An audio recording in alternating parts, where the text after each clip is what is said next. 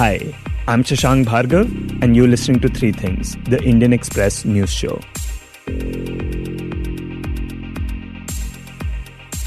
For a long time, the image of Rahul Gandhi has not been favorable in the eyes of the public.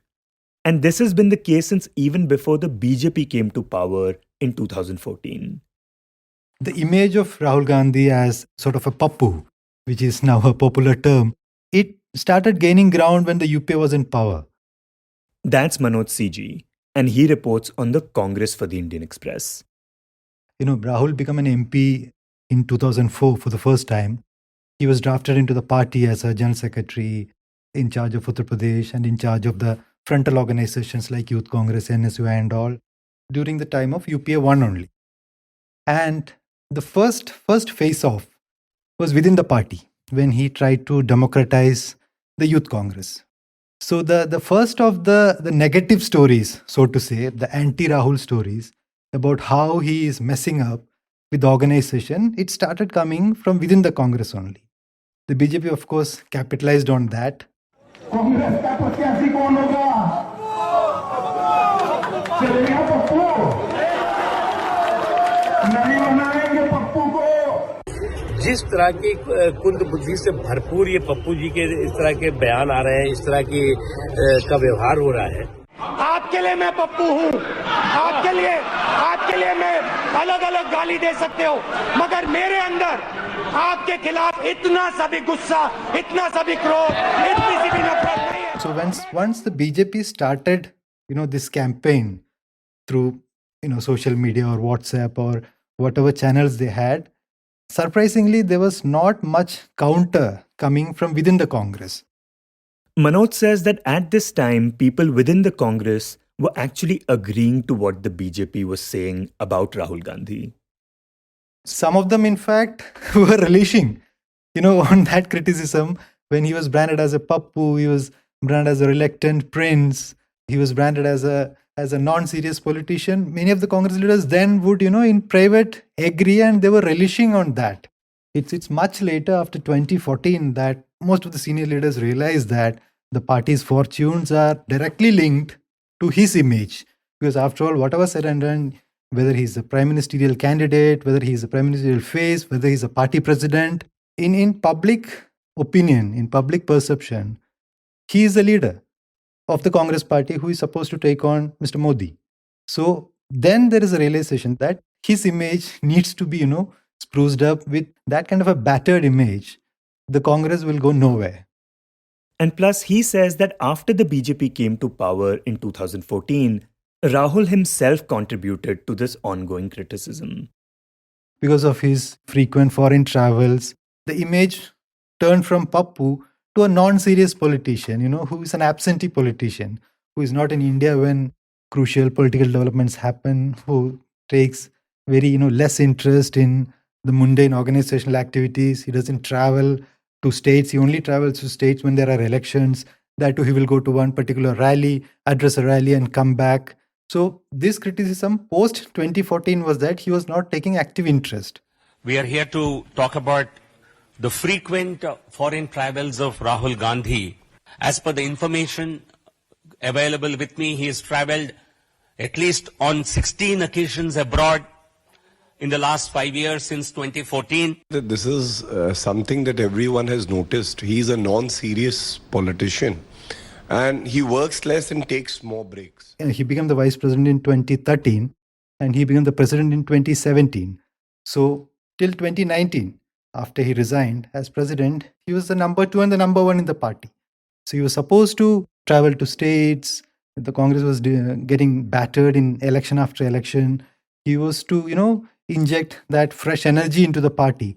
So most of the Congress leaders thought what he should be doing is that he should be traveling to every state, taking active interest in the politics of that particular state, leading agitations, raising local issues, instead of just going to a state for campaigning during elections. That was not enough. So from pappu, he became a non-serious politician who is not taking active interest, and several, I think, large section of the leaders by 2019 realized that the Congress party will not be able to revive under him. But then, after years of facing all kinds of criticisms, being taunted and featured in all sorts of memes, Rahul Gandhi and the party finally decided to do something about his image. And so Gandhi embarked on an ambitious foot march spanning almost the entire length of the country. टूटे हुए जनाधार को एक बार फिर से जोड़ने के लिए कांग्रेस भारत जोड़ो यात्रा शुरू करने जा रही है। राहुल गांधी की भारत जोड़ो यात्रा कन्याकुमारी से शुरू की पद यात्रा 5 महीने में तय करेंगे 3570 किलोमीटर का सफर। तकरीबन 150 दिनों में यात्रा पूरी होगी और हम मौजूद हैं इस वक्त कन्याकुमारी में उस जगह पर जहां से यात्रा शुरू हो रही है। The march started on the 7th of September in Kanyakumari, where it was launched by Rahul Gandhi and Tamil Nadu Chief Minister M.K. Stalin. Coming here to the southernmost tip of our country and looking out here into the beautiful sea, it gives me great joy to be beginning this Bharat Jodo Yatra from this beautiful place. And the yatra, after 21 weeks, finally came to an end yesterday with Gandhi unfurling the national flag in Srinagar and addressing a rally in the middle of a snowfall. हमारी कोशिश है कि हम एक और तरीका जो हिंदुस्तान का तरीका है, मोहब्बत का तरीका है, वो हम देश को दिखाएं, हम देश को याद दिलाएं कि हिंदुस्तान मोहब्बत का देश है, इज्जत का देश है, भाईचारे का देश। In this episode, we are talking to Manoj CG about this yatra, the extent to which it has helped Rahul Gandhi's image, and whether the Congress will be able to capitalize on it. Manoj, could you begin by telling us where did the idea of this march come from? Going by what Mr. Gandhi has said, that this idea of walking, or in whatever fashion, taking out a padayatra, a cross-country march, it had crossed his mind, I think, between 2014 and 19 itself. After the 2019 defeat, when he withdrew in that sense from the leadership role, there was this 2 to 3 year long of utter confusion over leadership in the Congress party. So this utter confusion towards the end of 21 led to this realization that, at least in Rahul Gandhi's mind, that's what we are told, that he need not come back as a Congress president. Even in 2021, he had told several Congress leaders that he will not be returning as Congress president. Let there be an organizational election and let somebody else take charge as the Congress president, a non-Gandhi that we had been saying so far. So his idea then itself was that he should be traveling extensively. But how, and the nuts and bolts of that travel plan, which I think got crystallized in the early 2022, I believe some of the Congress leaders from Kerala, especially the ACC General Secretary in charge of organization, K.C. Venugopal and all, had a major say in convincing him to embark on a cross-country yatra. So the final decision was taken at the Chintan Shivir in Udaipur in May of last year, when it was decided that the party should organize an yatra. So we will launch a national Kanyakumari to Kashmir Bharat Jodo Yatra. The yatra is to strengthen the bonds of social harmony that under severe stress, and to preserve the foundational values of our constitution. Okay, so this idea was first floated back in 2021, and the yatra finally ended yesterday. And during this time, Rahul Gandhi crossed 12 states and 2 union territories and walked over 4,000 kilometers. And one of the main messages of this yatra was that this is a march against the hate that is being spread by the BJP in the country. So could you talk about how this message was played out during the yatra? So for Rahul Gandhi, this theme that India is now divided by hate and some sort of anger has crept in. Even the unemployment part, he routinely links it to anger among the people. He says this division, these seeds of communalism, which was, according to him, sown by the ruling party, will one day result in a civil war kind of a situation. When people are unemployed and there is too much of hatred and anger in the society, India is sitting on a volcano kind of a thing. It's a tinderbox. So this is not a new theme for him. and his formulation that नफरत की बाजार में मैं मोहब्बत का दुकान खोल रहा हूँ, it all falls into that pattern where he wants to project himself as the counter to Prime Minister Modi. नफरत के बाजार में मोहब्बत की दुकान खोल रहा हूं। आपका बाजार नफरत का, मेरी दुकान मोहब्बत की। So if you look this entire exercise from that point of view, several of his statements and the nuances that he is trying to speak, that will make sense. For instance, you all heard about him saying that Rahul Gandhi ko maine piche chhod diya. I don't think about Rahul Gandhi now. So many people thought it's a philosophical argument that he's trying to make. But some of the Congress leaders said, no, it's not a philosophical argument.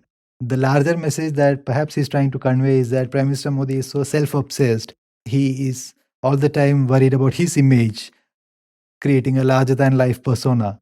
So Rahul Gandhi is trying to create an alternative vision to that here is a Prime Minister who is self-obsessed, and here is Rahul Gandhi who doesn't think about Rahul Gandhi now.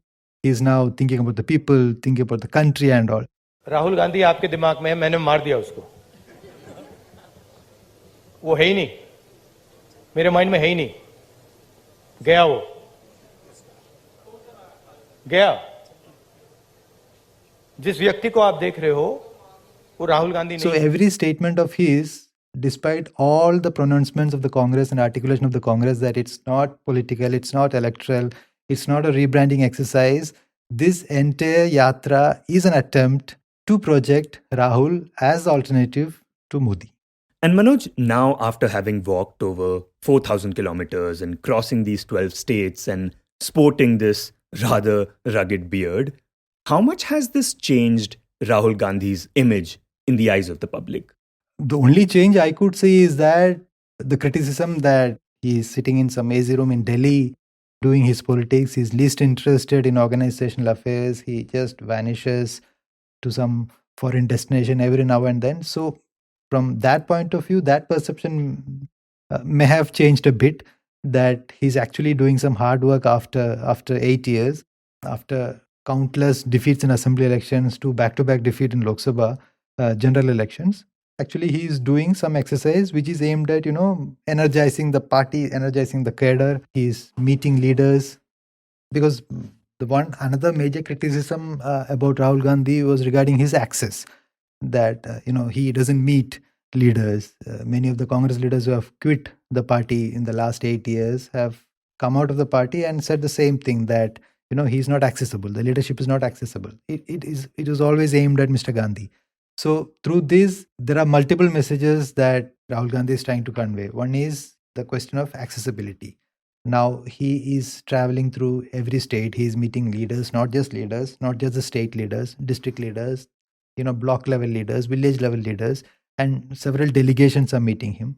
So that criticism about leaders or the general public not having access to him, that is taken care of. The absentee politician or the non-serious politician part is taken care of. And then, as I said, sprucing up his image as a counter to Prime Minister Modi. Right, and now you do hear at least some people saying that, mehnat to kar raha hai, that he is working hard. And plus, there is also talk, largely manufactured, of course, of him walking in the heat and walking in the winter while just wearing a t-shirt. Does that add to that image at all? So that's largely a frivolous argument, I would say, on his t-shirt and his beard and all. I mean, the t-shirt part came from the Congress only when he was reaching Delhi as the winter months began. There was this social media campaign by the Congress itself that, see, he's only wearing a t-shirt and all. So that's a frivolous debate. But yes, the hard work part, that this leader who is accustomed to the high life is now, walking, meeting people, that much, we can concede that he is, after all, a human being, and he has embarked on this exercise. So that much we can concede that, yes, he is doing the hard work. And if his image changes from a non-serious politician to a politician who understands the issues, who has a nuanced view on many of the, right from foreign policy to the management of the economy. So on many of these issues, that part, I think he has managed to convince a large section of the people that he's, after all, not a leader who should be lampooned, that he has a view and counter to the ruling dispensation. And Manoj, the other thing that we have seen during this time is that the Yatra has managed to attract huge crowds in many places. Can we see that as a sign of the Yatra being successful? A party which has been in power for 60 plus years in this country. In fact, the only party with a pan-Indian presence, right from Kanyakumari to Kashmir and from northeast to Gujarat. The Congress may not be winning elections, but it has a presence, in every village. Even the BJP cannot vouch that kind of a presence across the country. So it's hardly surprising that his yatra is, gaining the support of the party leaders. I mean, most of the states, the Congress has decent enough organization and it can do the mobilization. So the crowds that you are seeing on the streets walking with him, that is no measure to analyze the success or the impact of the yatra. Yes, of course, a large section of the people from different walks of life, they have come forward and walked with him.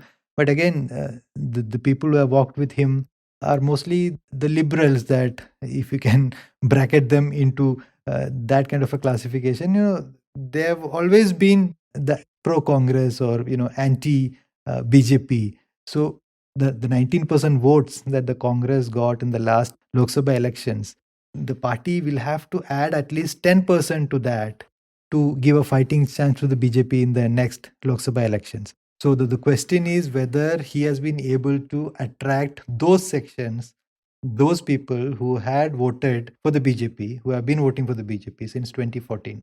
And Manoj, now over the years, we have seen a lot of infighting within the Congress party. But at a time when it was talking about uniting the country, to what extent did it manage to stay united while the yatra was going on?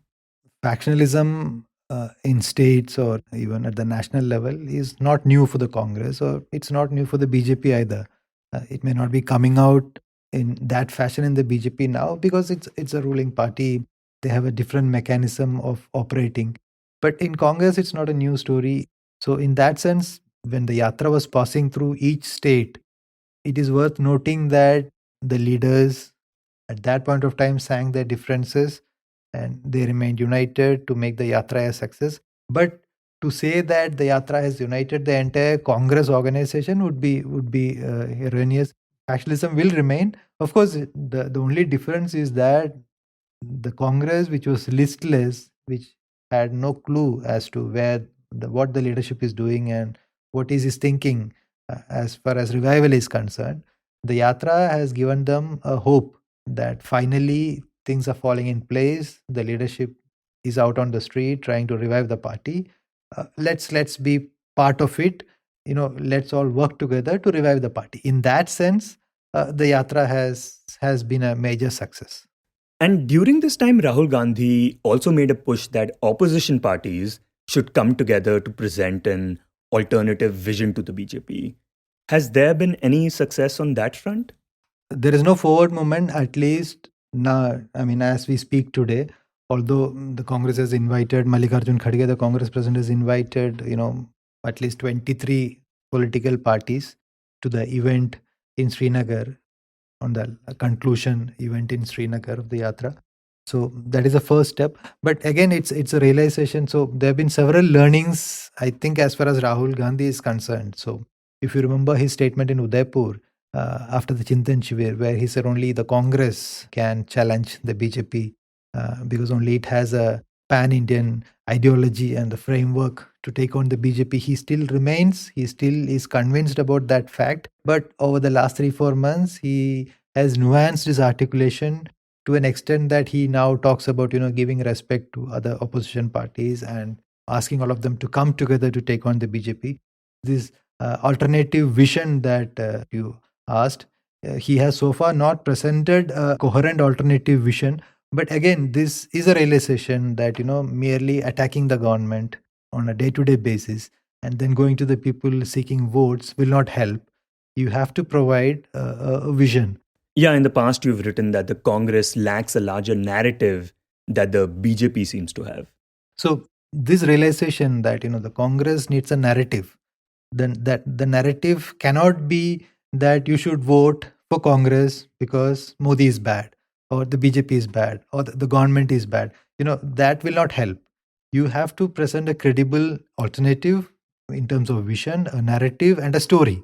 Then only you'll be able to swing those who, I mean, you cannot appeal to the core BJP vote bank, but at least swing those who chose to move to the BJP in 2004 and since then remained on that side.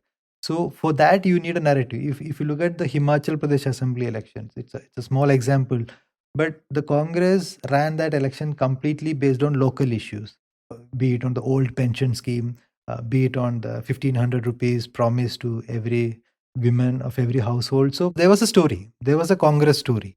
The campaign was not that the BJP government is bad, the BJP government has messed up the economy, vote for the Congress. No, there was a Congress story there. So, and it was successful. And so does the Bharat Jodo Yatra help build that narrative for the Congress? Yeah, it's a first step in that direction.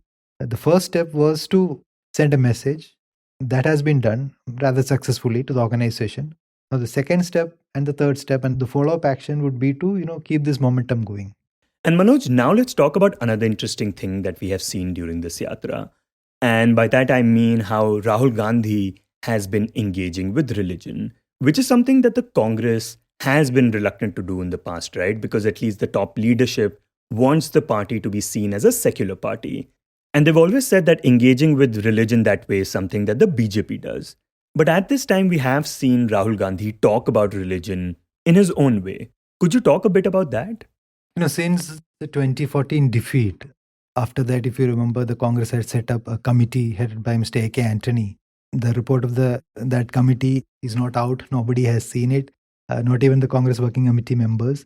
But sources have told us that one of the conclusions, one of the arguments that he had made is that the BJP has managed to project the Congress as a pro-Muslim party. If you remember, Sonia Gandhi, the then Congress president, had sometime in 2016 or 17, she had said it publicly also that the BJP has managed to paint the Congress as a Muslim party. The BJP has managed to sort of, in a way, I would say, I don't say brainwash because that's a bit of a rude word, but has managed to convince, to persuade people that the Congress party is a Muslim party. Yeah, she said that during the India Today conclave. Yeah, if you remember in 2017, the run-up to the Gujarat elections, Rahul Gandhi had started, visiting temples and all. And there was this argument that he was indulging in soft Hindutva. Then there was this statement that he's a Janudhari Hindu, he's a Shiv Bhakt. Then he goes to Kailash Mansarovar. So his engagement with religion is not new in that sense. What has changed during the yatra is that he has been consistently talking about the finer nuances of the Hindu religion. If you remember, he had in Jaipur, I think in 2021, he had tried to draw a comparison between Hindu and Hindutva. So that was for many leaders, that was a very dangerous territory to enter. हिंदुत्ववादियों का राज है, हिंदुओं का नहीं। और हमें एक बार फिर इन हिंदुत्ववादियों को बाहर निकालना है और एक बार फिर हिंदुओं का राज लाना है। Hindutva is a militant form, whereas Hindu is a religion. So he was trying to draw a comparison. So now many of the leaders had then told him that it's a dangerous territory that he should not enter. Now what you have seen during the yatra is that he is trying to paint himself or project himself as a benevolent, as a virtuous Hindu. The t-shirt wearing Rahul Gandhi, who could brave the chill, who could brave the cold with his beard, the ascetic look. He's talk about, the philosophical talk about, I have forgotten Rahul Gandhi, I have left Rahul Gandhi. Then he says you have to read the scriptures. He talks about Gita. He says the BJP talks about, Jai Sri Ram. They don't mention Sita. Instead, they should be saying about Jai. They should be chanting Jai Siya Ram. So he talks about Gita. He talks about Upanishads. So basically, he is trying to, project himself as a pious, religious Hindu And of course, in that context, bracket the BJP as a militant followers of Hindu religion, which is not good for the country. Here is one model and here is another model. So here is the Rahul model and here is the Modi model that he wants to clearly enunciate. And what does the rest of the party make of this idea? And are they on board with this? Does the party has any choice? No. In that sense, he has not made any controversial remarks, at least during this yatra. So it's a very positive engagement with the religion in that sense. And Manoj, at this time when Rahul Gandhi has been doing this massive yatra and attacking the BJP, saying that it's spreading hate, how have the BJP leaders reacted to all this? The BJP's strategy, as we see primarily since 2014, has been to lampoon Rahul Gandhi or caricaturize him, push him to a certain corner. So that continues. The talk about his beard. He is looking like Saddam Hussein, as Mr. Himanta Biswa Sharma had said, or the talk about so-called expensive T-shirt that he wore during the beginning of the yatra. अगर आपको सेहरा ही बनाना है, जवाहरलाल नेहरू जैसा बनाइए, आपका नाना था, आप कम से कम गांधी जी का सेहरा बनाइए.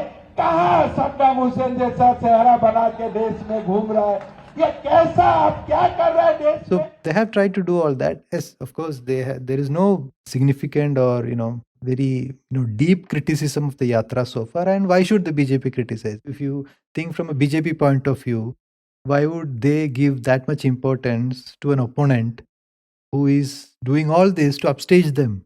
So from a BJP point of view, their strategy should be to rubbish this exercise.